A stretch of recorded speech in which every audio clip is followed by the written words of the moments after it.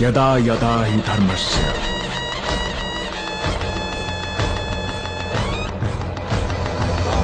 है प्रचंड बोल मस्तक।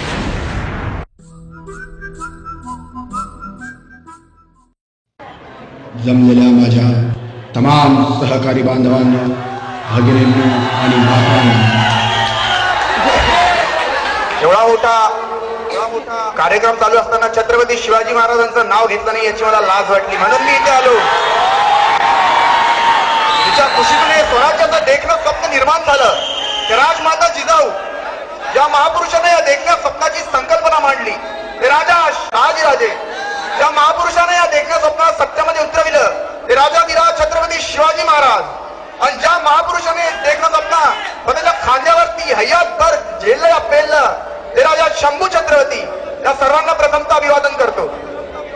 खरं तर इतिहास घडवणारी माणसे इतिहास विसरू शकत नाहीत आणि इतिहास विसरणारी माणसे इतिहास घडवू शकत नाहीत. आपण एक इतिहास आहे. निरक्षर मराठ्यांचा इतिहास वर्ण अक्षरांनी लिहून ठेवावा, तितका तेजस्विनी ओजस्विनी इतिहास याच बाबतीत घडला.